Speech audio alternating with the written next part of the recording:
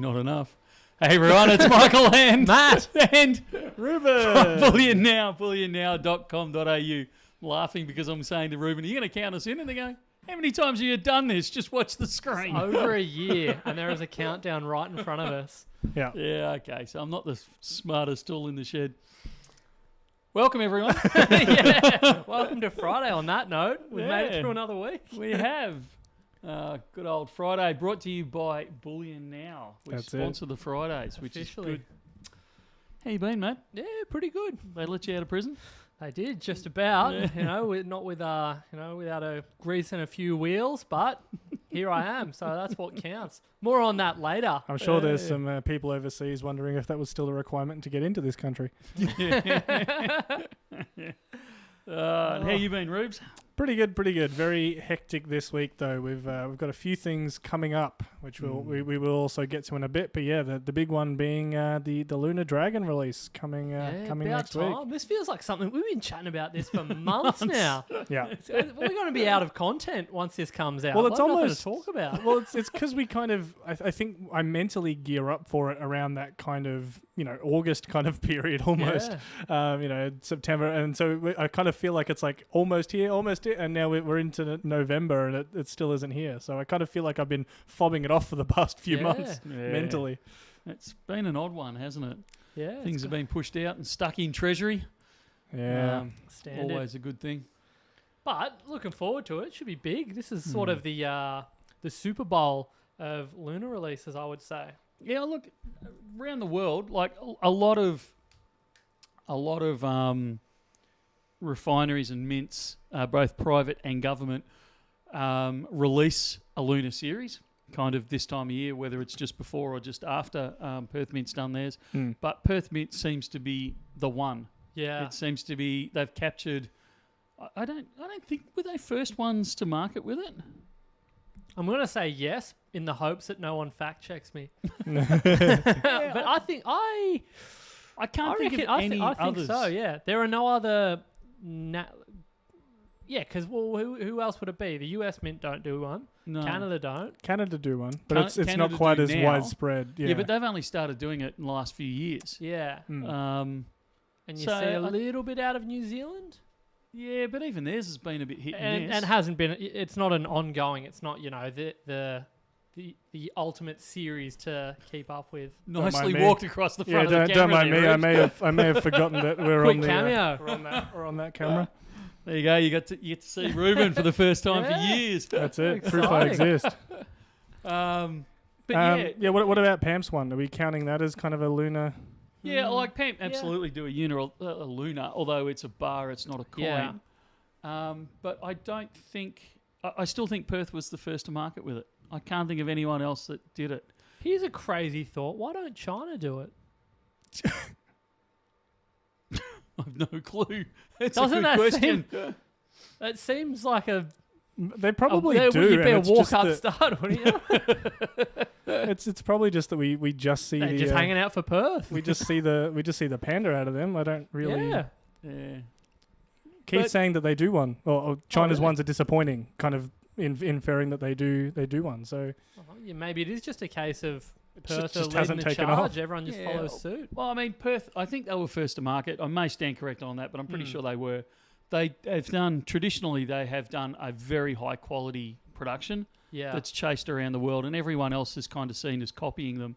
So it's always the pursued one. Yeah. Like everyone is always hanging out. There's no, that I'm aware of, there's no big releases for any of the other mints around the world. But the Australians, the Perth Mint there seems to be leading the pack. So why have they tapered off with, like, going back, I'm thinking of Series 1 and 2 in particular, with the small fractional gold, those nice timber cases.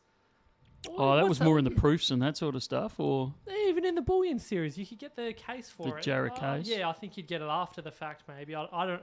It's a little before my stacking days, but I have seen them. The lovely the Jarrah case where you slide it off with the magnets, and you don't see that so much anymore. Like there was the case that came out for the 1 ounce range, the square one, but it'd be nice to see more in the way of clever display options for your Lunar series. Things, you know, when you've got a finite set of 12, it's nice to display it. So if Perth's watching, there was the coin cases they did.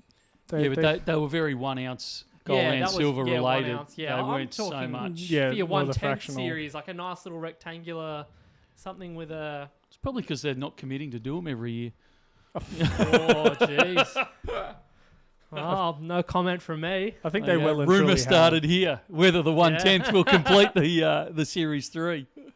Well, I think any changes that they've kind of made within size have been done at the end of a series. Like we saw the drop off of the 10 ounce in the silver. That kind of ended with the Series 2. So they did make it fairly clean.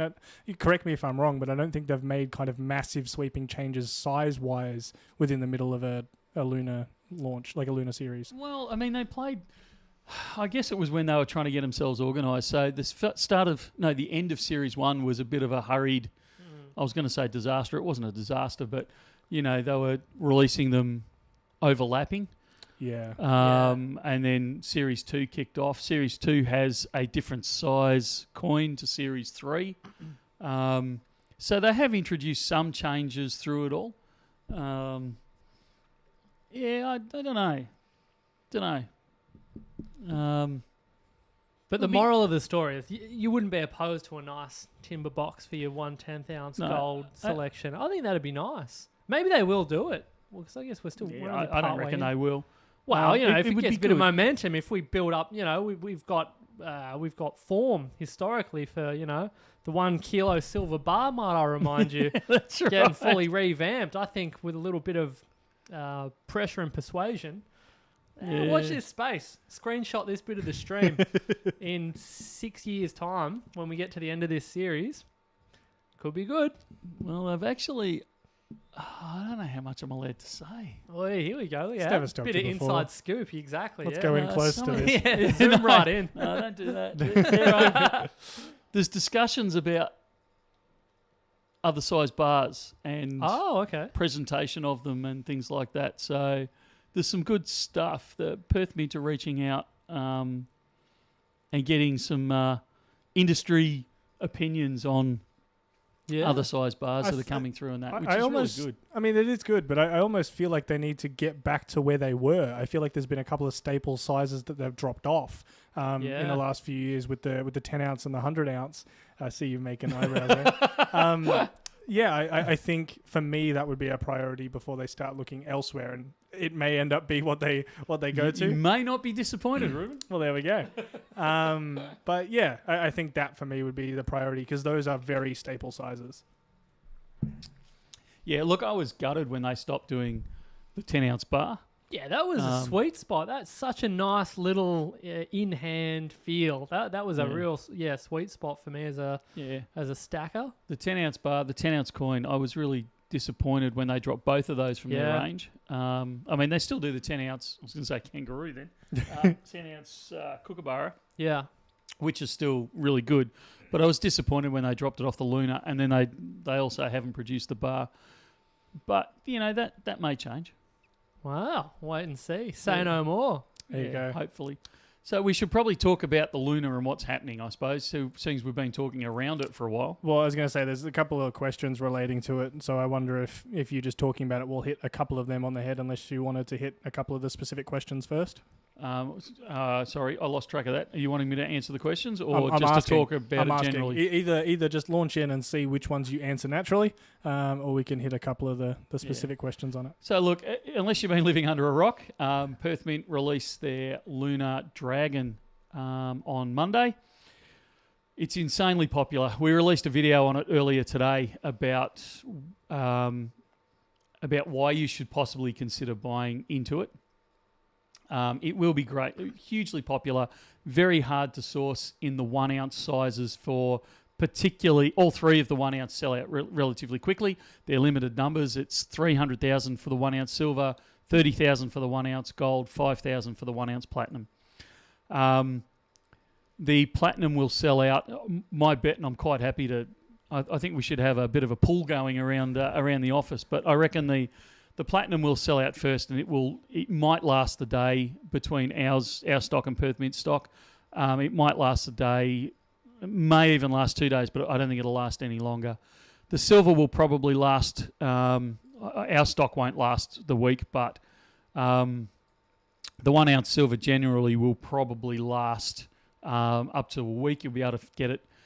Not easily, but you'll be able to get it from selective bullion dealers for the first week or so. And the 1 ounce gold usually takes between 4 and 6 weeks to sell out, although I reckon they will go quicker. The Dragon is one of the most popular, if not the most popular designs. So it's going to be faster than normal. As far as Bullion Now goes, you will be able to buy them from 9 o'clock Monday morning. We are going to make the gold, I'm going to say freely available. We're not going to limit it at the start, but I'm going to keep a very close eye on the 1 ounce gold. The 1 ounce silver, we are limiting purchases on the web to 1 per person for the first 24 hours. So that gives everyone a fair crack at getting at least 1 for their stack. And then after 24 hours, if we've got any left, we'll make it free for all. You can buy as many as you like. The 1 ounce platinum, I don't know if Ruben's got the link handy, but the 1 ounce platinum we are doing by ballot, because we've got 15,000 people that are expressing interest and nowhere near that in an allocation. Close, but not quite. we do get decent allocations out of Perth, but we try and make them freely available to everyone, or as available to everyone as we can. I do have that link. It's kind of up to you if you wanted to. Do you want me to put that up? Yeah, now? look, because there's no rush. No, I'm quite happy to release the link. So if you want a 1 ounce, you want the chance of buying a 1 ounce platinum is probably the best way to put it. Yeah. Fill in this form, email it back to us.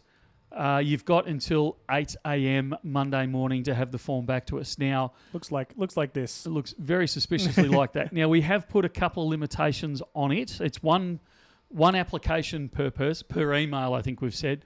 It needs to be attached to an active account. So what we mean by that is don't send in don't create 15,000 email addresses and put one on each email address, because they'll automatically be filtered out of the system. We're only taking ballot entries from customers who have been active with us over the years. So that's the best we can do at this stage. And I know already people are saying, only 1 per person. I'm open to suggestions on how we make it more fair, but it's the only way I've come up with up to now. Otherwise, we release them to the website. We're all done, and literally we will be done and dusted in under 20 minutes. Everything will be sold out if I make it free for all, particularly the 1 ounce platinum and the 1 ounce silver. And then, we get thousands of emails and comments of, that's not fair. I was at work. I had to take the kids to school. I missed it. I this, I that, I the other. This is the only way we can make it fair. Yeah, Andy's comment there of usually get releases well into the next year. I think that's definitely what it used to be. I remember the silver hanging around, the 1 ounce silver hanging around for a couple of weeks, couple of months. The 1 ounce gold you would see kind of typically extend right into the start of the new year. Yeah. And the platinum still kind of sold out very, very, very quickly. But yeah, I think it's very, very rapidly shifting to, as you were saying, lasting pretty much that day, and that's about it.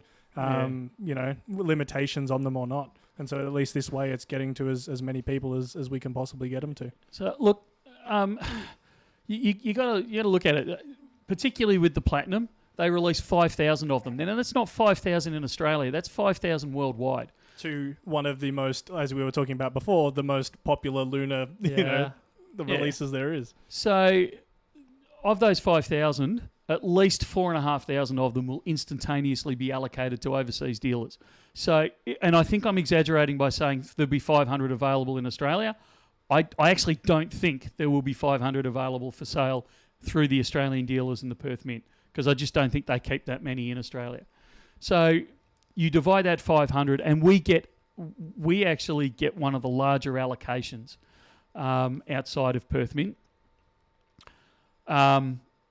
you divide that 500 by all the dealers. Let's say even if there's only 20 dealers around Australia, that's 25 coins each if they spread it evenly, and they don't. All of us, I've got customers that are already saying, look, can I buy 50 of them? Can I buy 2 rolls of them? 40 of them? Can I buy, I have customers, individual customers that would take out our whole allocation in one hit. And to be honest, it would have been, it's far more easy and far more profitable for us to actually sell them all to one person. But we try not to. We try and share the love around everyone we can. No matter what we do, we're going to upset someone. So that's the way we've done it. That's just the way it is, I suppose. Now, the other sizes, just to give people an update on the other sizes, the 1/10 and the 1/4 gold will be available for order. Now, they say they're unlimited. I really, really wish Perth Mint would change the term, because they're not unlimited mintage. They are effectively mint to order, and even then, they only produce them when they've got breaks in their production schedule. So it's... They are very limited number. And if you go back through the previous years and you look at exactly how many are produced for the year, you'll see that it very rarely does one of the numbers actually hit as many as the 1 ounce does. So I would suggest, and if you want a longer burst on it, I would suggest don't ignore the other sizes. You probably don't have to rush for them like you do with the 1 ounce, because they will be available at least sporadically until, kind of that June, July next year. But those other sizes will be available. Now, the 1/20th gold will not be available on release day. It will be available later on. The 1/10 and the 1/4 we actually have in stock right now. We can't release them yet, but they will be here. So you can actually order them on Monday, and they will be shipped fairly quickly, bearing in mind Tuesday is a public holiday in Victoria. But if you're coming past the store, you will be able to pick them up and take them home that day. The 1/2 ounce is not available on release day.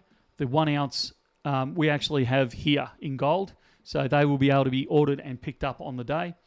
The 2 ounce is not released yet, and neither is the 10 ounce in the gold. Now, as far as the silvers go, the 1/2 ounce and the 2 ounce will be available at this stage for pre-order on Monday. They are on a truck. So whether the truck crosses the Nullarbor by Monday is still up in the air. But in effect, I think that's the same for the 1 ounce as well. So we may or may not have them in stock on Monday. If we don't have them in Monday, they will be here fairly soon afterwards, because they have been dispatched from Perth. So they will be here fairly quickly, if not available straight away. The 5 ounce in silver, the 1 kilo in silver, and the 10 kilo in silver will not be available, I would suggest, until well into next year at this stage. There we go. But we will be seeing a 10 kilo silver? Yes, we will. Yeah. Nice. I'm excited for that one. Yeah, that's going to be cool. No, very, very exciting. On the video we released today about your thoughts on the release coming up with the Dragon, it was a comment I thought was great from Plumer. Says, I think the fairest thing is all Lunar Dragon coins go to the people who were born in the year of the Dragon first, and then ballot after that. I may have a slight bias in saying I was just going to ask that. I think that's an interesting way of splitting it. Yeah. Although I think you do find there is a lot of people going for the entire thing, as opposed to just, I'm buying this one just because it's, my year or something like that. Yeah. And look, surprising enough, and we talk about this in that video, everyone races for the 1 ounce, but the other sizes can be real sleepers. Absolutely, yeah. So, as far as stacking and capital growth goes, obviously there's no guarantees on any of this, but you'd be even surprised. for aesthetic alone, the 2 ounce is the 2 ounce, and this is a big old plug for Perth Mint over the Canadian Mint. I much prefer the larger planchet size of the Perth Mint 2 ounce, whereas rather than the deeper. Yeah, like the Pideford style, where you can, if you were looking at it top down, you can mistake it for a 1 ounce, but I actually find that I mistake the 2 ounce for a 5 ounce because they're such a similar diameter. It does look larger. Planchet. Absolutely. But I quite like the Luna 2 ounce series. And I think particularly with that display thing in mind, if you were to complete the set in 2 ounce, I think that'd make for a really impressive, if you could get something to house them, I think that'd look great. Yeah. So, that was why I liked the 10 ounce. And I was gutted when they stopped producing the 10 ounce in the Luna series because it's a big enough planchet that you can really get the detail of the design. But it's not so much silver that, you've got to break the bank just to buy one every year. Yeah, and break a table to display it. That's right. So I know why they did it. I know it was for economics and all that sort of stuff. And I get it, but it doesn't mean I wasn't gutted when they did it. Yeah, there's still collectors out there, though. Yeah, that's exactly right. Paul says, "What is the year of the dragon?" I was going to say there is some presumed knowledge here that So Matt might be better off kicking this one off than me. So there was a great race held by the Jade Emperor. This is according to ancient Chinese folklore. Originally, there were 13 lunar animals. There was a cat as well. So there was a race being held by the Jade Emperor. So you had to cross a river and get to the finish line at the Jade Palace. And in the beginning, I'll just get right into it since we're live. I've got nowhere to be, and you've asked a question. So the mouse and the cat got together and said, "All right, well, we're not going to be able to cross this river, so we'll hop on the back of the ox, and he'll get us over." And the cheeky rat pushed the cat in and killed him. Oh, seriously? Allegedly, this explains why cats, firstly, don't really like water, and why they don't really like rats or mice. So, fun fact for you on that. Love it. And moving on from there, so the race played out, and the mouse was first. It right at the finish line, it jumped off the ox's head and pipped him at the post, and so on and so forth. And the order in which they finish is in the order in which the years roll around, and each animal has what would you say? Characteristics and personality traits that it's alleged if you're born in that particular year, you may demonstrate some of those characteristics and traits. There you go. Yeah. Fun fact for you for the day. Yeah. Thank you very much, Matt. Yes, they will still make the rectangular dragon in 2024. That is a different series that Perth Mint produces, and a very good series at that. So dragon with dragon. Yeah, I didn't know Vietnam still had the Year of the Cat.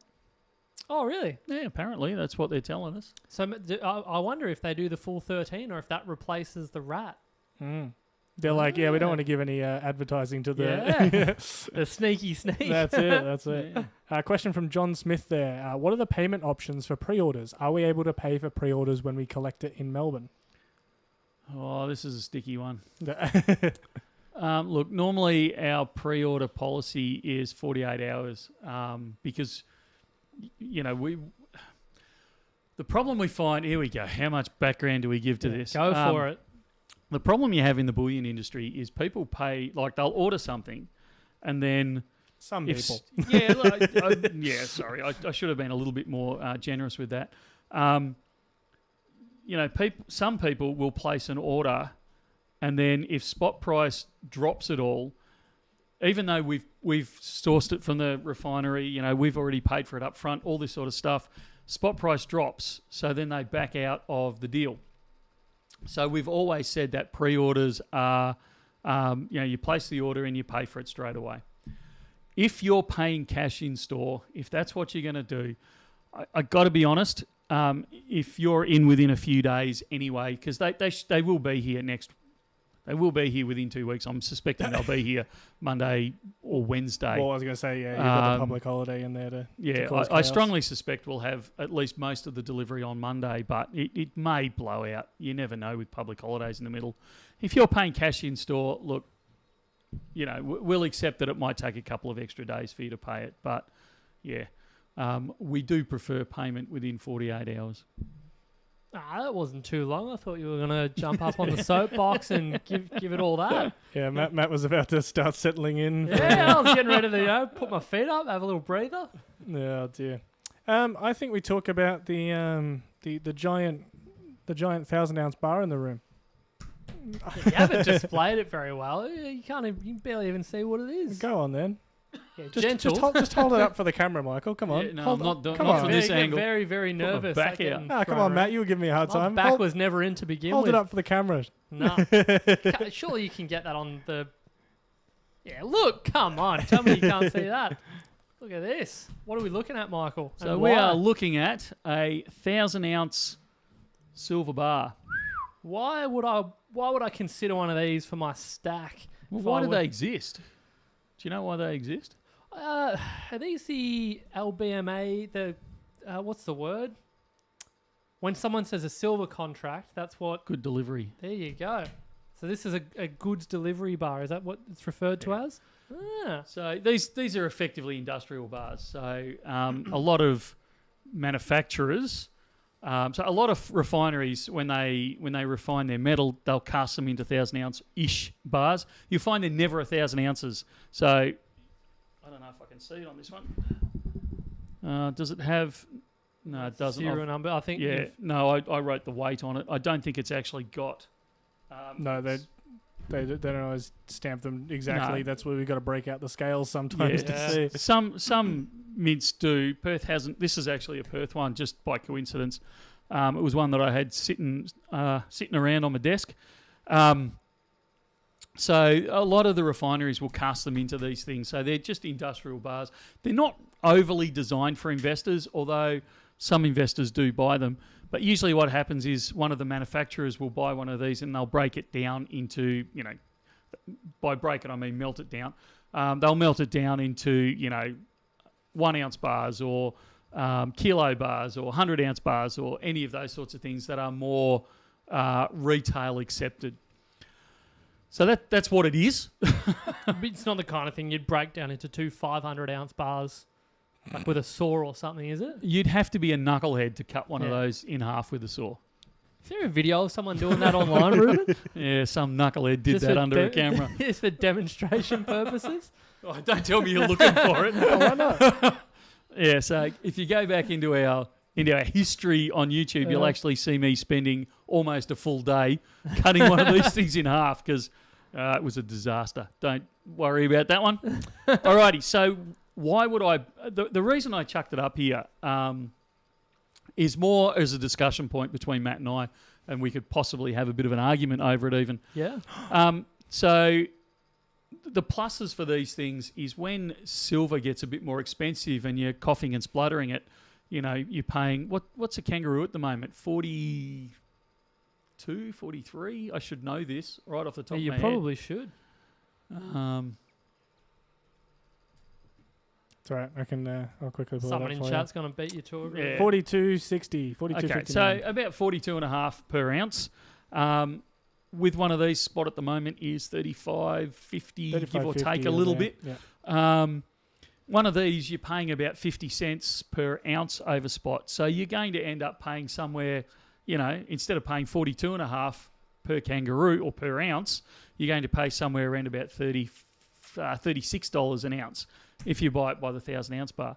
So it's usually one of the most economical ways to buy your silver if you just want a lump of silver. You don't care how it turns up. It doesn't have to be pretty. These are some of the ugliest bars you'll get going around. So if you're not into prettiness, you're not into that, you just want to hold a lump of silver, 1,000-ounce bar. What are the disadvantages, Matt? So, and this is why for me it's... I think it's a well-known fact by now that I'm not the most pragmatic stacker. I get easily influenced by impressive shiny. and unique designs and things like that. And so as a result, the 1,000-ounce bar is actually not for me, if you can believe it. I think first and foremost, and it's hopefully highlighted in the fact that neither Michael or myself is up to the task of just lifting this up to give you a demonstration of what it even looks like in hand, because you're talking about nearly 32 kilos. And it's happened on more than one occasion that someone's come into the store to pick it up and they brought a flimsy little carry-on luggage suitcase or something, or a Someone backpack. turned up with a backpack. Yeah, for one. yeah, and as soon as they they see it, they think, oh yeah, no worries, bend down to pick it up, and I say, whoa, stay down there. Yeah. In the knee, straight in the back. You know, you got to be careful. And they say, oh, what are you talking about? Oh, okay, I see the problem. I might need to go back to the car or get a different suitcase. I don't think this is going to cut it. So from the outset, the transportation, you need to factor that into the equation. And I would suggest you start by giving us a call in advance if you are planning on coming in to pick up. We can have one of our staff give you a hand because they're not... The weight is a security feature. Yeah, well, yeah, it is. It absolutely is. Yeah. All jokes aside, it absolutely is one of the security features of it. You would need to be performing at an Olympic level to run down Collins Street with one of these under your arm. Well, people because we used to have one of these on display, and people would say, "Oh, aren't you worried somebody's going to nick it?" It's like, mate, if you can get out the door carrying that in a hurry, you're doing all right. And you've got a back mat of titanium. That's right.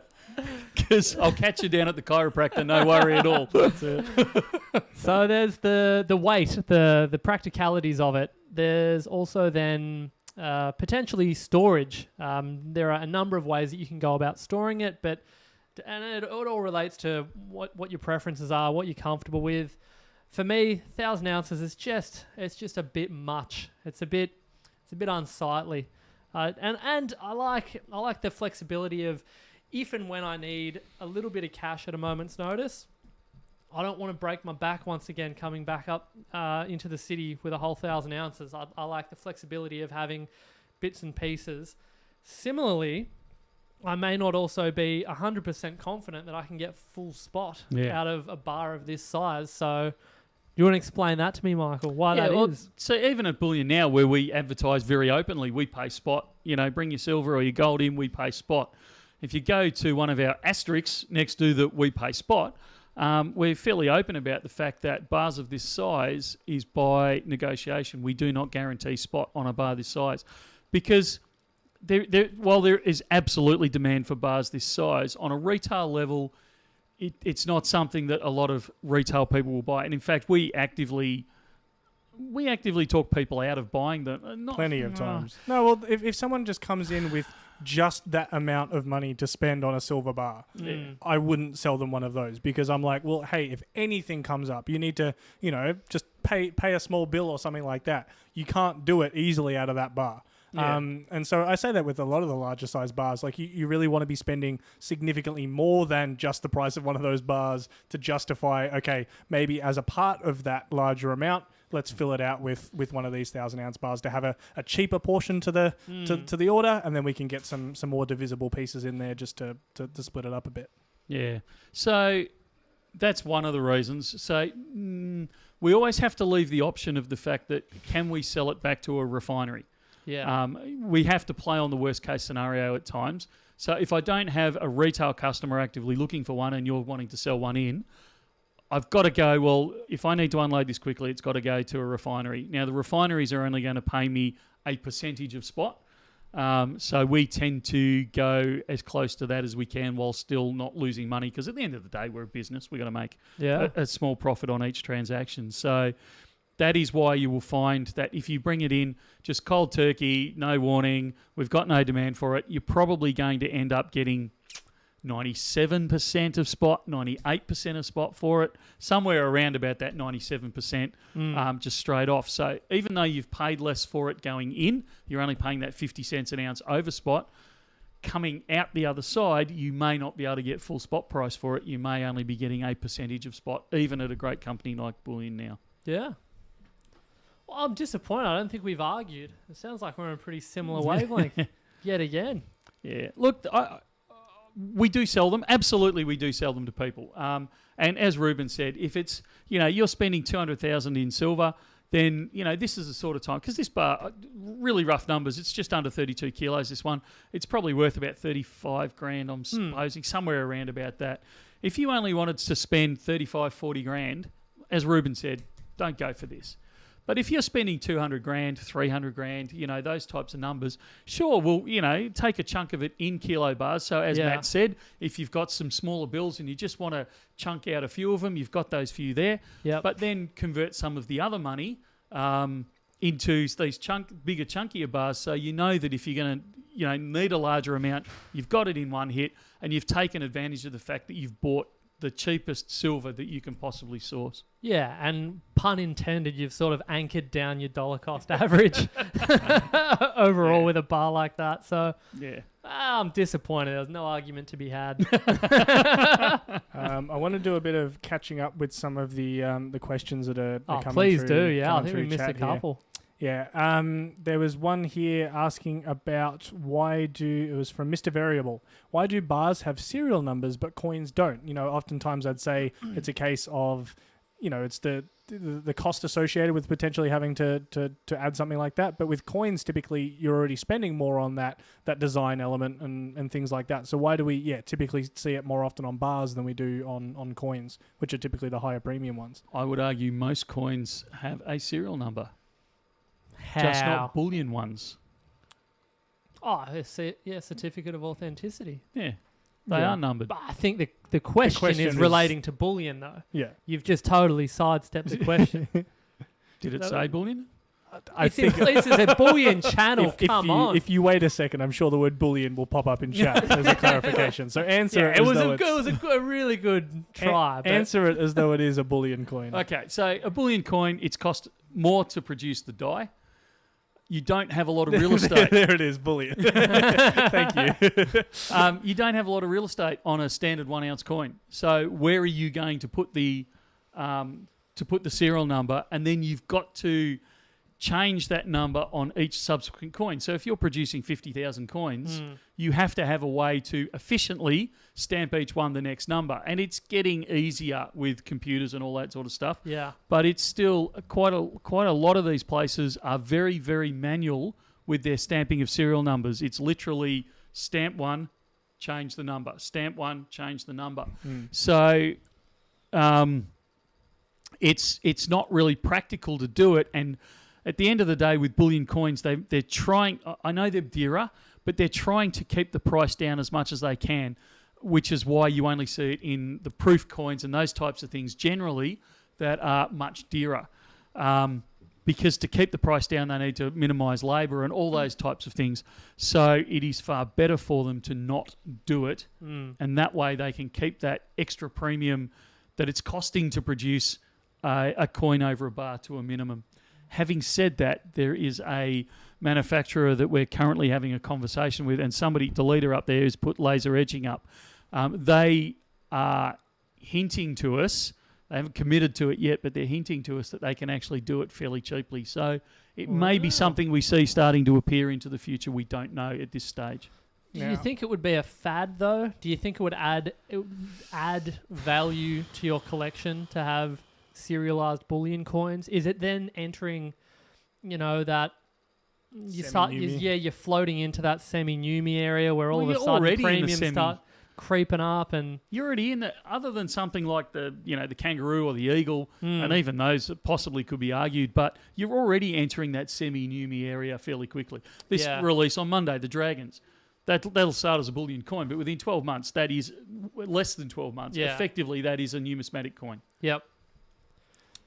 I don't know. I think you end up creating a rod for your own back if you start doing that as a manufacturer, because then we'll have, let's say that you've got a run of whatever coin, a custom coin, and they're all serialized and it's part of a series.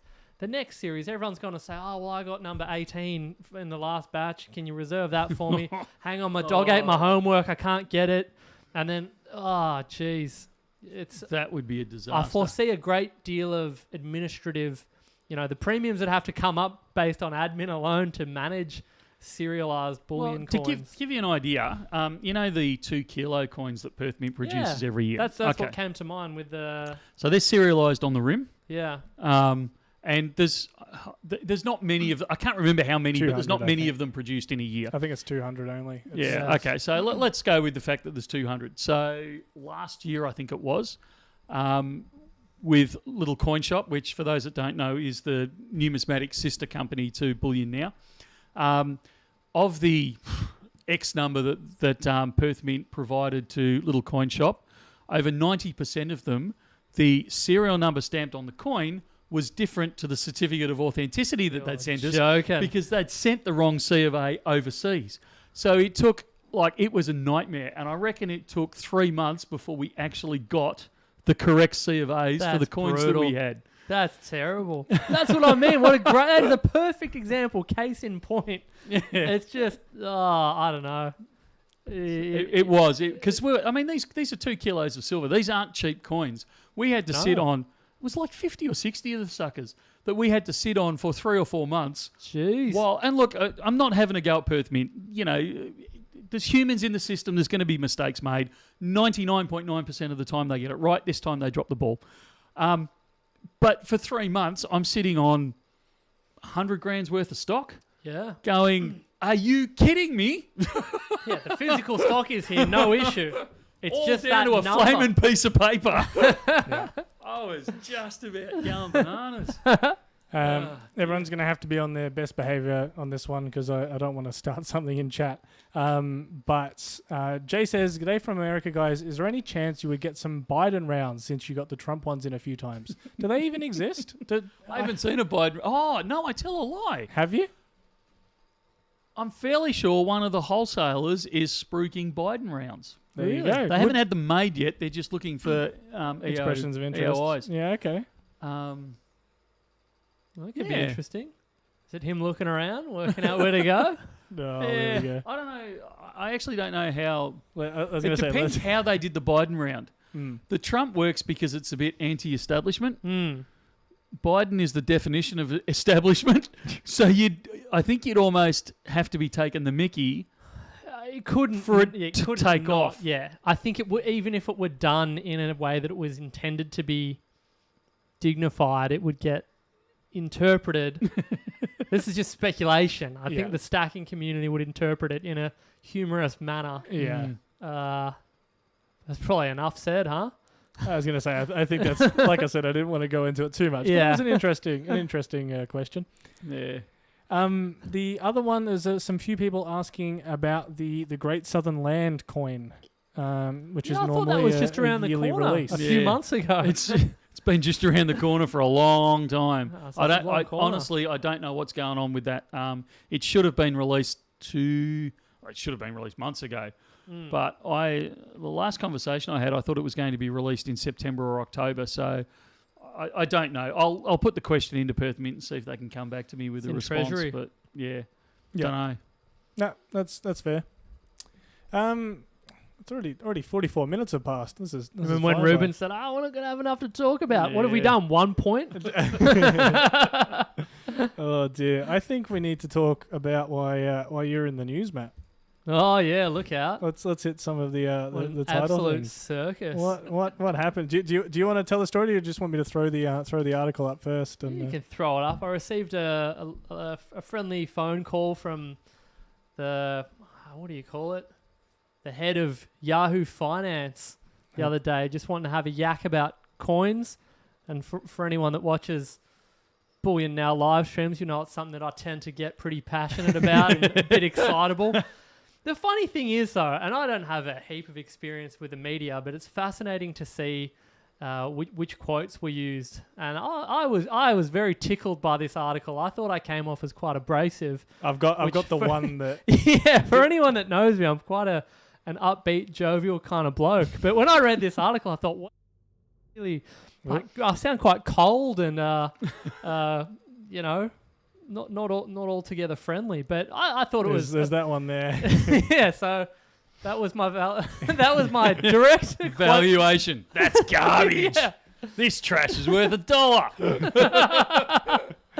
So for I've watched a few TikToks and think it's worth $5,000 or more. More likely not. And that sounds like I'm some grumpy old coin enthusiast that hates all the youngsters getting on board and trying to have a good time. But the reality of it was, this was an eBay listing of a coin that said, rare error, trying to sell What was the error on it? There was no error. They were claiming that it had additional reading on the edge. But, you know, if you bang $1 into another dollar and after 10 years of getting knocked around, run it through a lawnmower, yeah, it looks like it's full of errors. And you're saying you're worried they took you out of context. What do you mean? You just said something. Well, I guess it's the same. Yeah, I actually am that. I do sound that grumpy about it. Because what upsets me, and I think this sort of translates into a lot of, you know, the Bullion Now, sort of this is what I love about working here, is there's such an emphasis on education and giving people the correct information so they can make informed decisions. And what bothers me a great deal is when people put this kind of garbage up on eBay. It's all buzzwords. And that's the thing, because when the media promote coin collecting as a way to potentially get rich quick, and if you find the right thing at the right time, you'll make thousands of dollars. People take that and then put up coins that are not genuine errors, and then unfortunately, and it's the same deal with people buying, I got an ounce of gold for only $1,000 on eBay. I got a bargain. Yeah. And you think, well, the problem is you didn't do any research, and now you found yourself with something that's worth $1 in this case, and possibly even less with a fake gold bar. And it really, I guess I do get pretty angry about it. And even now that we're talking about it, I'm getting charged up. Yeah, because I hate people getting taken advantage of when there are some really fascinating errors out there, and you just need to scratch the surface and do a little bit of research. But scratch the surface, not of the coins. Yeah, exactly. Well, but sometimes of the coin. People getting taken advantage of with large sums of money as well. Like it's crazy. And I think part of the problem is we see, and by we I mean all of us here, we see the emotional side of it, because people come in, think they've got this great coin or this great bar, and they're really excited, and we're the ones that have to break the news to them. Yep. That I'm really sorry, but you've been ripped off by someone, and it's gutting. Yeah. And that's the thing, because it's so much nicer. One of the best things in this sort of industry is telling someone when they've got a gem on their hands. If they say, "Oh, I've got this coin, I think it's worth maybe $100," and then you get to say, "Look, it's actually worth $3 or $4,000," and everyone's high fiving and it's happy days. But when it's the flip side, and it's that money's going to some crooked operator running a dodgy eBay account, it really gets me going. So maybe the article is fair enough. I just didn't expect. You are the grumpy old man. I didn't expect the quotes to be so direct. The direct quotes that you said. You didn't expect them to. I said, you'll jazz this up and make it sound a little more professional, right? She said, yeah, sure. There's your first problem. You believe the media. But it was a hoot. So keep your eye out for future articles of me flying off the handle, I suppose. They're gonna love you. They're gonna be able to clickbait. Yeah, that's it. I think that was a thing. I didn't realize what the headline would be, and well, it's the nature of the game. But it was a hoot. First interview I ever did for television. This is going back a little bit. Oh dear, someone's gonna try and find this. You'll be hard pushed to find it. It was just over an hour they interviewed me for. Yeah. They used less than 30 seconds of that hour. And what they did cut out was so not what we talked about. It wasn't funny. The part where you said, "How do you fly a plane?" It was, oh man. So, that was a good learning experience. Yeah, absolutely. Man, that was a while ago. Got to watch what you say on the internet. Yeah, well, we say on a live show. That's the benefit of having a live broadcast. You get total. I guess you get total control, but we can't really edit this. Yeah, no, I think that's half the fun, right? Ruben frequently wishes that he could edit it. It's a little more than a 3-second delay. That's it. Sometimes I wish the camera was pointing back towards Ruben, because you can see him there with his head on the desk, banging it up. Yeah, if you hear the thud every now and again. There's a few people asking, and there was also people before the stream asking about the Queen's Virtue series. What's the setup? What's the go? Is they stiffed us over it. What? So there's only, I know, give me a chance to clarify what I'm about to say. There are only 2 coins in the Queen's Virtue Bullion release. They haven't released any of the others in Bullion. They've done it in proofs and in a couple of different sizes. And I think they did a gilded one. I might stand corrected on that. But in the Bullion side, they have only released Truth and... Victory? Victory. I was going to say Virtue, and that sounded wrong. So Victory and Truth. Nothing else. Sorry? I want to say Harmony. I want to say there was Harmony as well. Yeah. No, I think you'll find on one of the coins it says... truth through harmony, or victory through harmony, or something like that. Something like that. So, there is only 2 that they've pulled out, or that they've issued, I should say, in the bullion. And that's why we've only ever stocked 2, even though we said, we're going to stock the whole set. When they bring the whole set out in bullion, we'll actually stock the whole set, but that's all they've done up to now. Are we likely to, are they likely to be running into issues now creating one because of the effigy and things like that? Well, they've got the design there. Well, they've got the design there, but you were saying in a previous thing that, there's only certain times they're actually allowed potentially. This is, I think, Perth we were talking about at the time, but, there's certain times that they're allowed to run certain effigies to. Is that the same with mints around the world? Are they only going to be able to produce things with the Queen on it for so long? Yeah, that's my understanding, and this is a question that I pitched to Perth, and I don't know how much I am talking out of school here, but their response to me was, so long as it's been issued prior to the end of May, they can keep going. Because my question was, this is all well and good to say that, I can't go any further. Almost fell over myself then. Say no more. Fill in the blank. Caught that one just by the skin of me teeth. So long as it's been released prior to May, apparently they have the option to keep producing it after that point. Yeah. But the series will continue effectively, we're expecting. Well, potentially not in the bullion. I don't know. We'll have to wait and see, because they should have released those already, because they were pumping them out fairly consistently. I thought a lot of things should have been released by now. Yeah, well, there is that treasury. Yeah, unreal. I don't know what goes on there. Like Australia Post over there. No comment. What about the Germania, the runes? The next in the runes, I think they've released some more letters. How many characters in the alphabet of runes? I'm actually not sure. Have they released the next set yet? Because I haven't seen it come up on the list. Well, there's at least people asking about it, so I'm going to say that the knowledge of them at least exists out there. 24. There you go. Oh, it's a nice, manageable set. How many did they come out with this time? 6? I think it was 6, yeah. So there'll be conceivably 3 more releases, sets to come out. You'd think so. Sorry, I'm just keep chatting amongst yourselves. If you're leaving, you want to change cameras? Yeah. Yeah. So now we don't know what to do. I get so easily distracted. It's like seeing a balloon go past the screen. It's just live television for you. I cannot keep focus at all. There's some one person pops their head in and the wheels come straight off. You guys just instantly just like, oh, what's going on? I think there were some questions about the Monday form and the ballot entry. We will do a separate video about the dragons and the kind of the info we covered at the start of the stream. So if you missed it, don't stress too much.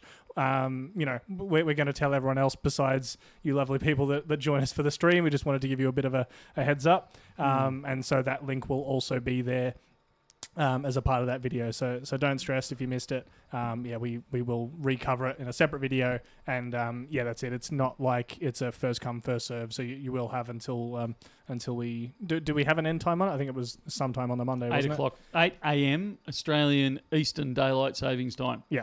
So, you don't have to stress too much. We'll figure it out. I've got a poll idea, Ruben. Uh-oh. And I'm just having a thought because there was a comment that's just recently been made. Which portrait would you prefer to see on your coins? Queen Elizabeth, King Charles, or, I'm going to say something controversial, I don't actually care. I don't actually care about the obverse of my coin. No, I always care about the obverse. Because some of the obverses are just really stunning. If it's visually pleasing, but if it's comparatively generic, I actually don't. It doesn't faze me. Like if I get something, particularly from another mint or another nation, if there's you don't even have an effigy on it, you've just got a coat of arms or something like that. Sometimes I prefer that, but I'm predominantly buying a coin for the reverse design. I want to see the actual design. The obverse. Go back to the 2020 Kookaburra. That's a slam dunk. I loved it. That was the best cooker of all time, because they'd made the obverse actually had a design to it. It wasn't just, the cookie cutter, this is on every single release for the year. It was distinctly unique to that release. But you're probably right, though, even thinking about the 2020 Cook. It didn't matter if it was the king or the queen on it. It was just the fact it was what they'd done with it. Could have put a lettuce leaf on it in that small section. And that's not, and I don't mean that at all to be an anti-royal comment or anything like that. It's purely, I just thinking about how charged up some people can get between whether we'll have, the king or the queen on whatever upcoming releases around the corner. But I think sometimes you can get bogged down in that. And if you actually look at your stack or your collection, how often are you flipping over to the obverse and staring at that? You're appreciating absolutely the main design. That's for me what. There you go. Otherwise, just buy a 1,000-ounce bar if you don't care about the design. Yeah. But with the 2020 Cook, where I've got it displayed, I've got both. Like I've got two. You've got it. And you've displayed both. Unless sides. you've got a rotating display, you owe it to the coin to display both sides. Yeah. That was a good poll. I'm happy with that outcome. Now, does anyone want to know what they actually do? We should run a poll. Do you want to know what's on the obverse side of the dragon? I mean, they want to know. I don't think you need a poll for that. There's already questions about it. You're just being non-specific about answering it. No, I can give you a definite answer on that one. Oh, yeah? So you could nod or shake your head depending on the outcome of the poll. It is either one or the other. There we go. Totally. That's option number 3. Unhelpful. Another question from Jay. Is there any reason why 1 ounce silver bars are generally more than 1 ounce rounds? At the end of the day, they're both 1 ounce and stamped. Does the shape make a difference for the price? No, it's just that Perth Mint don't charge enough for their kangaroos. There you go. It's purely that simple. Not getting into the Perth Mint politics, but at the end of the day, I suspect they are a government organisation, therefore they're not quite as focused on profit margins as other refineries. So they've kind of got a price and they've kind of left it at that. Yep. I've had several conversations with them, and I know this is going to light up the chat, but I've been fairly open and said I think you're underpricing them. But they're quite happy pricing them as they are. Yeah. So, and you'll be the first to get on your soapbox when they finally jack it up and you say, I can't believe they've done this after all these years.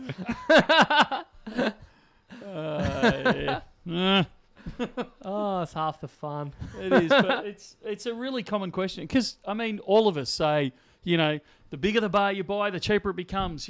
Coins are always dearer than bars. And they'll say, I'll buy a 1 ounce silver bar. And you go, except for that one. Yeah. You can't have rules without exceptions, all right? Yeah, well, that is the exception. Oh, dear. Some more questions. We've got one from James Howitt. It says, here's a quick question. How much is ordered from the mint or how much is ordered via a wholesaler? Oh, for us? Yeah. Do we deal with directly with a lot of mints or do we kind of... Which mint are we talking about or just generally? Geez, I honestly, I don't know. It varies so much depending on... We had a big order in the other day. They only wanted Perth Mint. They, do I count that as a mint order? Even though it was kilo bars, I don't even know how to quantify that one. Sorry, I'm not trying to dodge your question. I just don't actually know the answer. There's it sounds like the people that were in support of you potentially taking over Perth Mint one day are potentially less keen if you're going to be upping the price on the kangaroos. Jacking everything up. Yeah, fair enough. 10 ounces of back, but at a price. Except for Bullion Now customers. Yeah, we Bullion Now special over there. Negotiations are continuing. Speaking of a Bullion Now special, I've been told potentially that one of them is live. Sorry? What? What's live? A certain special. Oh, for us. Yeah. Well, I'm really behind the 8 ball today. I'm just not keeping up. I'm not even on the pool table. What are we talking about? We're doing a special today. Ah, cool. Oh, yeah. I've got some sitting. I've got some sitting in front of Matt. Not the ones in boxes. Closer to the corner. Yeah. So we had one of the things that we've talked. Are we getting this out of the way? That's you're not going to slide relevant. those under, are you? Oh, you want to put them under the thing? Well, they're just generics. They were just kind of rough I'll slide 'em. example. You set the thing up. You've come this far. One of the things with gold breaking $3,000 Australian an ounce and holding there is that it has driven both gold and silver buybacks up.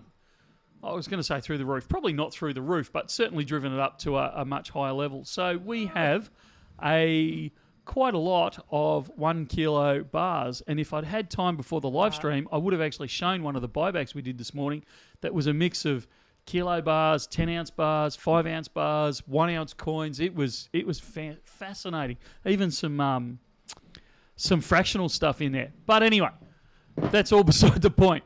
What we're about to do is a buyback special on... I may have already put the link. So what we are currently doing... what we're currently doing is a special on buyback kilo bars. Now, as we've said many times, you've got to treat these things as a lucky dip. You may get the shoddiest, gungiest, mongrelest bar, a brand that you've never heard of before in your life, or you may get the shiniest, most incredibly wonderful brand bar out there that you've got to wear sunglasses just to glance at it because it's been polished to within an inch of its life. You could get anything in between, any brand in between, any condition in between. What we will guarantee, though, is that it is 4 nines pure and it's the correct weight. So everything's tested when it comes through the door. Yep. So we are doing those at the moment. If you click on the link, we're doing them at spot plus $10 for bargain a kilo bar of silver, and we'll leave that up either until it sells out or until I remember to change the price. That's probably more practical at that price, and I'm shooting from the hip here, which is out of character. That feels like it's probably in the same league as buying a 1,000-ounce bar. I think it's better. Give me a second and I'll tell you exactly. So I'm not speaking out of turn. Chopping your head off there. It Matt, is. so. It is. I didn't notice that. It is 40% cheaper on the premium. So you're paying 31 cents just over 31 cents an ounce over spot. Bonza. Compared to the 50 cents an ounce that you pay on a. Well, there you go. So Friday is well and truly underway. Yeah. So grab them while you can. That's a screaming buy. Yeah. Getting a kilo bar of gold at that. Gold. Yeah, come on, switch on. A kilo bar of silver at that price. Halfway there. So, yeah, grab them while you can. Indeed. I've got less of a reference this time as to how fast they're actually going. So we'll see how long they last. I did throw a few up there, so it wouldn't shock me if they weren't. If you're listening to this after it's live, it wouldn't shock me if there weren't still a few up there. So go and check the link and wander over there if you're interested and see if there's any left. Now this is potentially one you may not want to handle live or not. We'll see how we go, Michael. But Crypto Warrior says, any suggestions on sending coins to New Zealand? I read a lot of comments that the Ozpost won't deliver bullion or coin related items. And this one I know has kind of come up a little bit in conversation this week. Are you able to talk about what the current thing is? Australia Post don't take. If you look on their conditions in their fine print, it says thou shall not post bullion or coins. They're not very clear about it on their FAQs on their website, but if you actually go down into the fine print, and it's a little bit confusing if you read their FAQs because they strongly hint at the fact that they will do it. But if you actually read the fine print, you're not allowed to send them through Australia Post. And if you get insurance, they won't honour it. Yeah. So you are absolutely doing it at your own risk if you do ship them through Ozpost. That is always the risk, and it kind of scares us a little bit. Yeah. Blamer says, any chance of getting Napoleon coins from Scottsdale? I've had a few people request some things. Didn't we look at this last week? We did. Yeah, we did look at cool. those ones. But I've had a few people ask about some products out of Scottsdale. They had like almost a thin looking 100-ounce bar. They've had their Galaxy kilo bars. There's that Napoleon one. There's a few people that have asked about stuff out of Scottsdale. Have we got an order lined up? I actually believe I don't know. Boy, that's a first for a live stream. I actually don't know. The problem is that, particularly at the moment, there is so much interest in bullion and numismatics and the semi-numismatic bullion type stuff. There is so much interest that there are so many different mints and refineries and private manufacturing facilities producing so many really good quality, good design things. A, it's hard to keep up with, and B, like, you never know how many to bring in, and if you should bring them in, are these going to flop, aren't these? And people are saying, oh, you should grab this and you should grab that. And I mean, I must have 100 different coins cross my desk a week, at least 100 different coins and bar designs cross my desk every week. You know, you can't get them all. Do you feel that then comparatively, say we'll go back 15 years, do you think that the market is becoming saturated with variety in that regard? Yeah, like, is there more? Can the market sustain this growth, this rate of growth? Look, or is a whole new market being created? Yeah, in that regard? I think there's a couple of things at play there. There's a couple of areas. Will the demand for gold and silver keep going? I believe it will. Particularly the less we trust politicians, the less we trust banks, the less we trust the system. And it always amazes me every, family barbecue type situation I get in, the number of people that are, that traditionally would not have been the, I'm worried about the bank staying open type people. It shocks me the number of people that are now going down those paths. So I think that will keep growing. Collecting side, you and I have both been around long enough to see that it goes in waves. Yeah. So are we at a peak of it? I'd say we're somewhere near a top of interest. I think it'll fade into something else. I don't think it'll disappear. I think each wave, like the dip gets higher. Yep. In each wave, but I think it'll come and go. It'll wax and wane over time. Some of the refineries and there was a while there, and I've got to be careful, Rube. So get ready to cut me off if I start saying names in this or anything like that. Got it ready. But there are conversations that have been had where refineries have almost said to us, or have actually said to us, 12 months ago we could put any old crap out there and the market would snap it up. Now people are being far more selective in what they're buying, and we have to lift our game. And I think a lot of that is coming through. So you will see refineries, which I think is a good thing. I think it's a flaming great thing. It's about time that they kind of go back to the drawing board and go, okay, let's slow this down. The heat is a little bit out of the market. What is our core product? What actually does really well? What are people after? All that kind of a thing. I think if it slows down a bit, conversations like that can happen, and I think that's a fantastic thing. Yeah, Royal Mint is a great example. I think if things kind of slow down a bit, they might go, well, hang on a minute, what are people saying about the Royal Mint? Oh, there's some, there's some do we need 300 more new Star Wars coins, or could we just cool our jets a little bit on that? Yeah, I don't know. Yeah, so who's to say? Jeez, I'm having to bite my tongue over here right now. I can see you doing that. But yeah, so I think a few different mints and refineries all around the world, I think it is actually a good thing. It might seem like a bit of a worry thing, in the moment, but I think it really is a good thing in disguise. They should never have allowed the standard to drop. I don't care how busy they are. They should never have allowed, and I'm not having a go at any individual here. I'm talking very generally. Generally, it's not acceptable that, did you see that Christmas coin that came across our desk late last week, early this week? Yeah, I did. Give me a break here. Yeah. Honestly, I've seen better drawings coming out of the Kinder I used to, have a bit to do with. It's just, really? You can't just slap any design on a coin and expect the market to swamp it at any price. Yeah. So you think in that sense, we may be heading to a point where there will be perhaps a contraction in that area of the market where people's expectation is, I'll just put it out and they will come. The demand is there, so Well, yeah, as you said earlier, we could just put anything out and the market will suck it up. You think we may enter a period where, and I wouldn't be surprised if it was, you've got your back to basics, your kangaroos, your koalas, your cookers, and then outside of that range, it's going to have to be quite special to actually hold people's attention and actively sell through entire mintages of various things, which it seems to be, up until this point, the Perth Mint have done quite well with a lot of their releases outside of that, the bread and butter. We bag out the Perth Mint semi-frequently, with good reason. Friends do, yeah. But to Perth Mint's credit, they control their releases as a rule,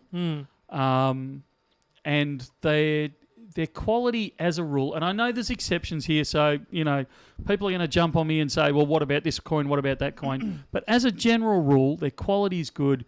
They don't let it slip. They don't hurry things out too much. They take their time, and they bring things to market well. Yeah, it's a completed, finalised, signed off on product. You can tell that it didn't just go through one level of clearance and then that person was on a late lunch and just skimmed over it and said, "Yep, off we go." But I think it's also the market is maturing. So channels like ours. And I mean, we're not the only ones in the world that are doing it, but channels like ours are bringing the education to people.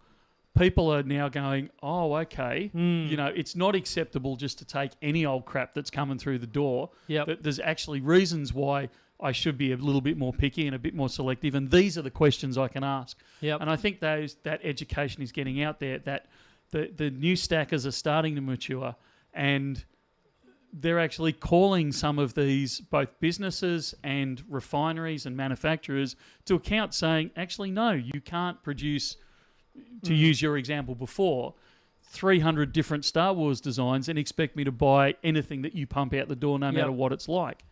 So, and I think that's only good for everyone. The industry, I think it's great to call these,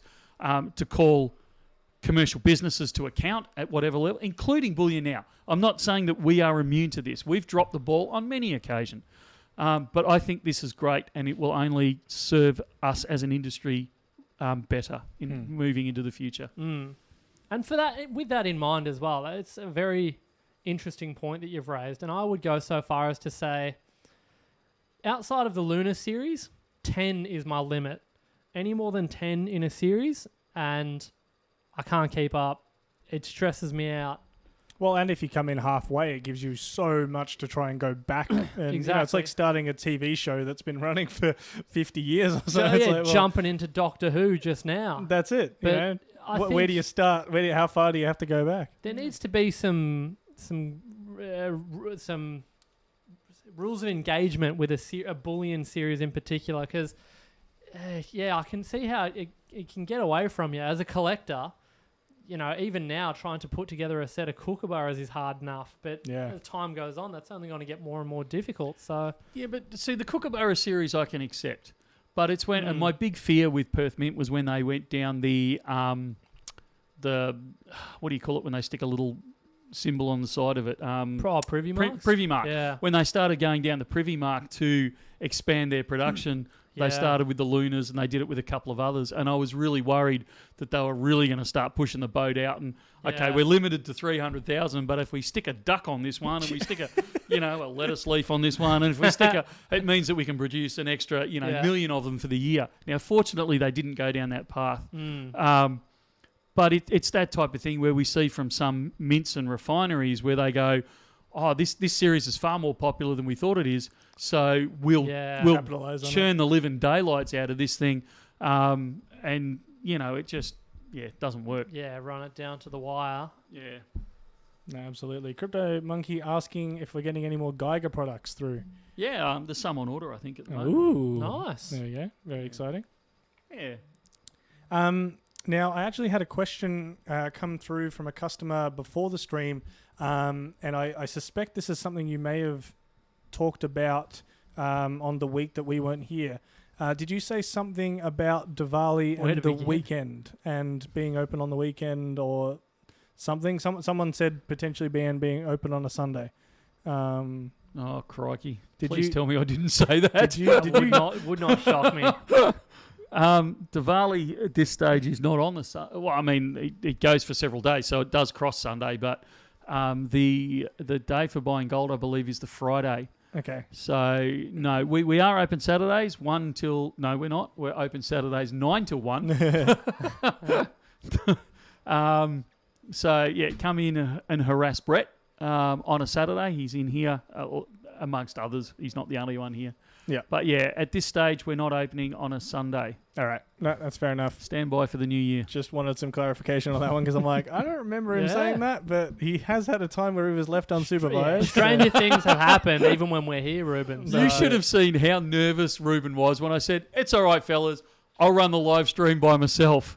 Mate, he was having kittens over that one, leaving me unsupervised in front of a camera. I am more than happy to give you the reign of this setup. I just, I know there is several times where I've got to say, oh, come on, Michael, let's move along. Come on. That's not what your body language was saying, mate. Yeah. Oh, dear. People asking about the Seymour unicorn. Absolutely, getting some of those in. Awesome. That's another one. I think we've already seen that one in the proof, so it's kind of it feels like it's already been released in my head. Can I drag us back? Absolutely. I want to drag us back to Monotremata's comment there. Look at the resale difference between the privy versus non-privy prices. This is the one that spins my dial. Some of the privies, absolutely, because they overkilled them, the late 90s? Yeah. They were doing a privy for 97 was out of control in particular. 2 ounce anything. Ancient Roman coins are popping up. That was out of control. Yeah. They did a whole series with pretty much every country in the world in a massive box. Yeah. So excluding those ones, okay, because they're really ridiculous. But when they first released, and I think it was the Dragon in 2012 was where they kicked this off, where they actually produced privy marks on the lunar years, and that's where I started getting nervous because they did the bear. Yeah, they did. And they did something. What was the other one they did that year?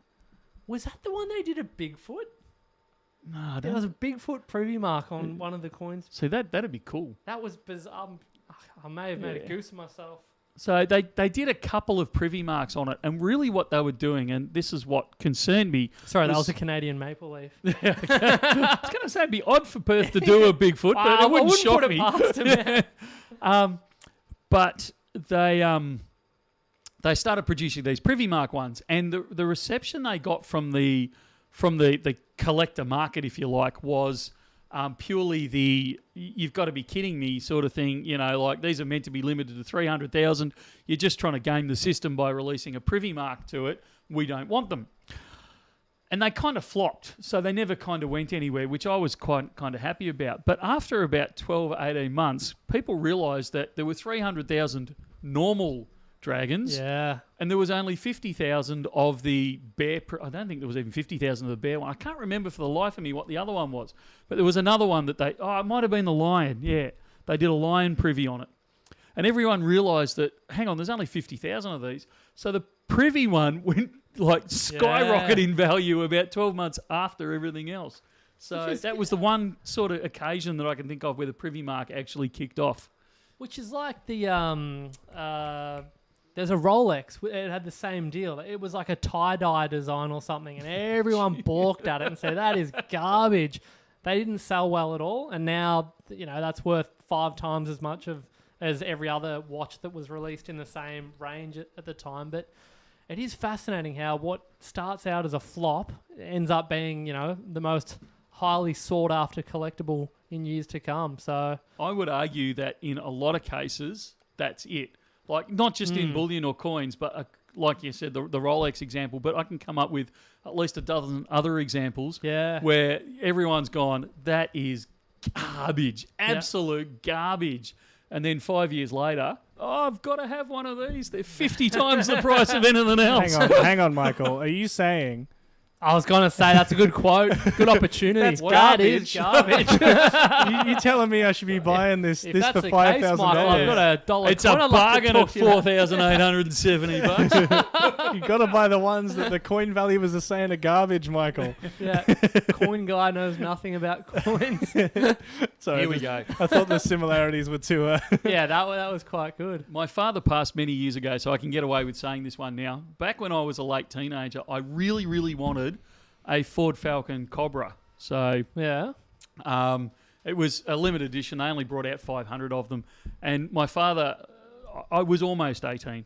I might have even been just over 8. I was much younger. I had coloured hair back then.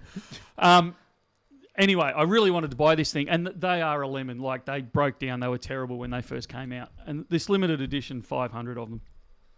Or they were limited to 500.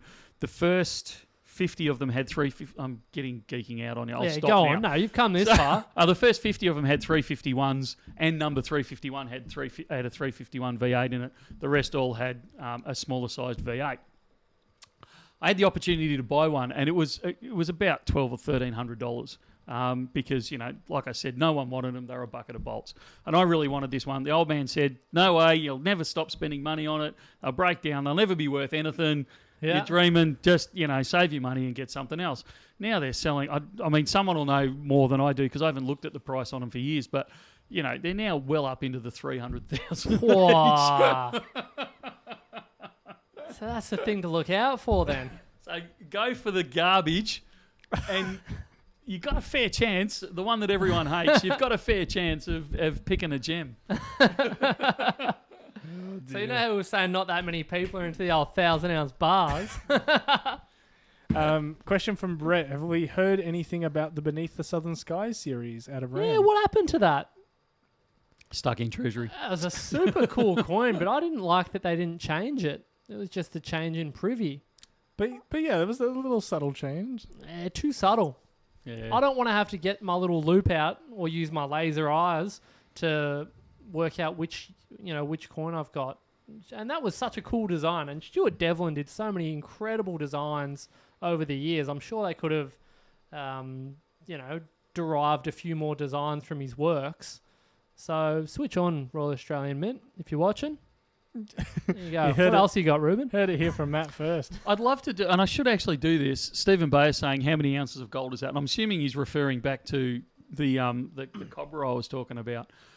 I reckon it would be that video that we did where we compared the XYGT and all that sort of stuff. I reckon that you'd find that it would be worth the same amount of ounces of gold now than it would have cost me to buy it back then, if that made sense. Yep. So, because gold does that, it keeps up with inflation as it goes along. And cars. Certain cars. I don't think your classic Hyundai Lemons is ever only. So you're telling me my i30 is not going to be, eye-watering in 10 years' time? Well, Ruben's old man, when he and I were teenagers, he had a Datsun. Was it the 120? What was it? It's a Datsun. He always sighs about Datsuns because that's it. To him, they were just a bucket of bolts back in the day. I think it was the 1800, the Datsun 1800. He had this. It was red, if I remember rightly. He'll correct me if he watches this. And I had the old XY Falcon. He had this Datsun, and they were the first car, like the bomb that you bought as a first car. Now they're worth a flaming fortune. A Datsun was the first car I ever drove, and I had to grapple with the steering wheel. I stacked it into a fence. That was good. I feel required to drag us somewhat back to something bullion. I saw there was a question there from Metal Inquisitor. What's the go with the analysis machine? Remember when you promised, Michael? Next week we're gonna have the precious metals analyzer. I told you need to stop promising. Ready to rock and roll. No stress. I think I'll take the heat off me and go, I think it was the 1600. It was the Datto. Oh, there you go. Ask your old man. He'll correct me. Whatever it was. Look, the analyzer it's been chaos here, and it's gone it's fallen down the list. We have to get to it, Ruben. So remind me next week. Let's see if we can do something next week. So in Dragon release week, we're going to sneak in with a public holiday in the middle. Yeah, maybe remind me the week after. With Diwali coming up, and then there's going to be we're going to start thinking about Christmas. Black Friday's coming up. 2025 Precious Metal Analyzer video coming this way. Ruben, one of your mob. Yeah. Peter Graceby guy with the rotary. Yeah, Peter Graceby guy and I, we bond over our love for rotaries. It's all good. It's established. They're a great car to have sitting in the garage because you'll never get it anywhere else. Excuse me. Mine's not in the garage. You pushed it out, did you? It's at the mechanic getting fixed. Yeah, that's right. What about burning safes? That's a good question. Yeah, what a leading. Yeah. There we go. Red hot. Coming up, are we saying when? We saying I reckon we say when. I thought it was last week. No. It's not yet. When is it? We're saving it for the weekend. Everyone needs to keep an eye out on Sunday for a video. I'm gonna. That's Guy Fawkes night. Yes. Whee! Remember the 5th of November. I'm gonna play a little teaser trailer for an upcoming Bullion Now video on Sunday. Hey everyone, it's Michael and Ruben from Bullion Now, bullionnow.com.au, bringing you all the interesting stuff. Interesting, random, and wild. Let's go.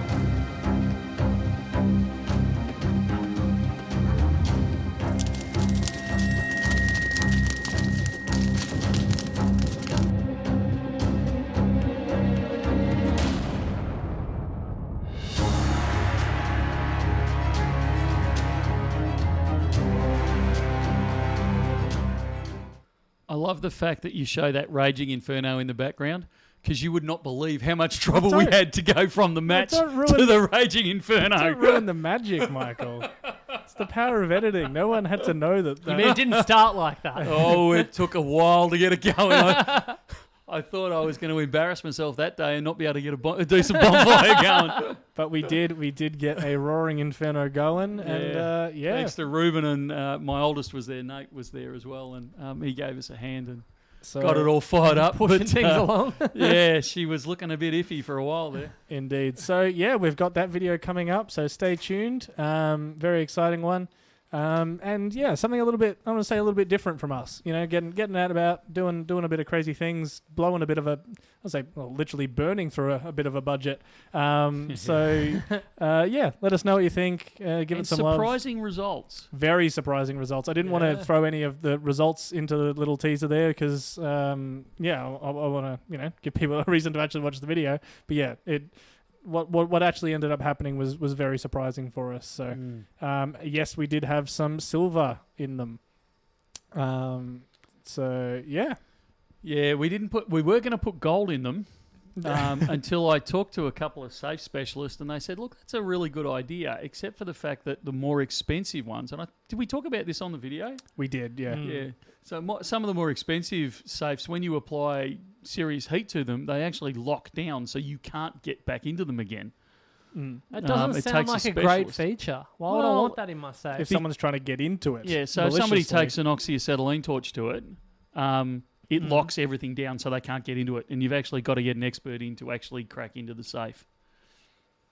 Jeez. Yeah. So I was a little bit paranoid that I'd stick, a kilo of gold in there and never be able to get the flaming thing out again.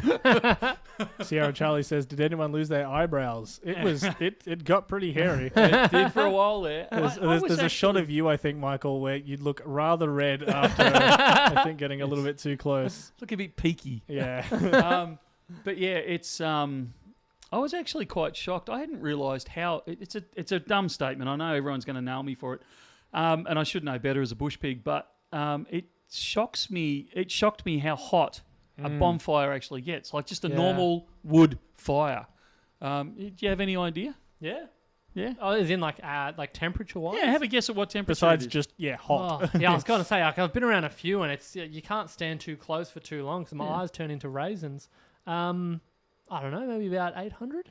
Yeah, 7 or 800. You're actually not far off. We did get it over 1,000. Oh, really? Yeah. So in that clip there towards the end, that's it. Yeah, I was shooting it at over 1,000 degrees. Yeah, and it held there.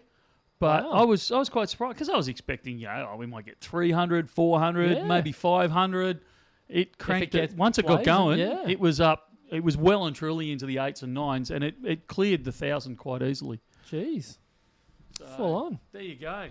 Yeah, stay tuned. So is that have we got a go live on that video when everyone can watch tonight? Yeah, I wasn't listening. 5th of November, book it in. Oh dear. Someone's double checking for the audience in case anyone missed it. Yeah, is that what it is? Yeah. If you're listening on Spotify, you may not have written it down. That's it. Greg Clark says, "Can the Perth Mint boxes that hold 10 kilo bars be bought from Bullion Now so that we can gradually fill them?" Well, that's a good idea. Look, we try and hand out those boxes because it's actually a sneaky bit of marketing because all of us have a little bit of OCD in us, and we get a box particularly they say to gradually fill. Like it's the desired intention. Everyone, sure. I'm just in for 2 of these bars, so we give them the whole box with their 2 bars. Oh, I don't need it that big. Yeah, it's all right. Just take it home. It'll be right. It'll be right. And then next week they're back and going, I've got to fill that box. Can't handle it being empty. A bit off kilter. So, look, if we've got whatever size box you want, if we've actually got them, we're more than happy to give them out. Tubes are the same deal. The only issue with both the boxes and the tubes comes to if you're not just coming into the store, but if you're looking at getting them shipped. Because if you're don't ship them. No. If you're buying just a coin and then you start saying, oh, we'll throw in some tubes or throw in a bunch of boxes or something like that, it drastically changes how the guys at the dispatch center, a little shout out to them, actually go about sending it out. It causes a little bit of chaos. So we keep them for just if you happen to be in the store and say, hey, do you have any? We're more than happy to take a look for you. But at this stage, it's not something we ship out.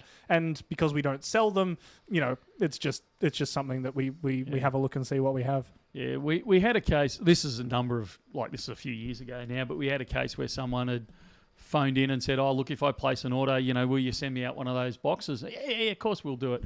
And so they bought a 1 ounce silver kangaroo, $17.50 postage. Yeah. And in fact, I don't think it was even that. I think postage back then was like $10 or $12. And then, we had to post this box out because good old Big Mouth here had said we would. Promise I think the it world, cost us, it cost us about $35 in postage, blew away any profit we could possibly have made out of it by the end of it. So that was the point where I went, yeah, this isn't such a smart idea. There must be a better way. Absolutely. We're pushing over the hour and a half already. Have we covered all our subjects? Wow. They're on point 2, aren't we? Yeah. Rube, you should have seen this morning's meeting. Oh, we don't have enough to talk about. This is an absolute wreck. I always underestimate the ability you two have to get sidetracked and start talking about Datsuns. You hit it on the head when you said, Ruben, you're forgetting. We're all in the same room this time. Yeah. We're not going to be struggling for banter. That's it. Come on. We don't get. Do we really get off track? On occasion. Sometimes one of us will slip and fall down a rabbit hole, but the other one will pick him back out. No comment. No comment. Ruben's banging his head against the table again. Poor guy. Technical difficulties button again. All right, so you're telling me we need to wrap it up? I reckon so. All right. We'll have a lot to talk about next week. That's it. We'll have that next week will be huge. We'll have that safe video. We'll have had the actual launch of the Lunar Dragon on the Monday. Yep. Nothing on the Tuesday because of the public holiday, but we'll have a pretty action-packed week next week. I have received word that it sounds unlikely we'll have the 2 ounce or the ½ ounce silvers on Monday. It sounds like they're getting dispatched today. Okay, so they probably won't be available those till ones Wednesday, at least, Thursday. Yeah, those ones at least won't be available until a little bit later into next week. That's just confirm for me. That was the ½ ounce and the 2 ounce 2 ounce in silver. Yep. So everything else we should have available on Monday. Haven't had that confirmed either, I'm committing. All right, there you go. We'll have everything else on Monday, I hope. Oh dear. But so stay tuned for an awesome next week, and we should all be here for another stream. We will probably be Rex next week. I don't even think you need the word probably in there. I think you can be fairly more committal with that. It's going to be a big week next week, despite the fact there's a day. We'll come in covered in dust. That is it. Thank you, everyone, for joining in. We really don't take lightly the fact that you spend an hour and a half with us, listening to us wander off track and drive Ruben up the wall.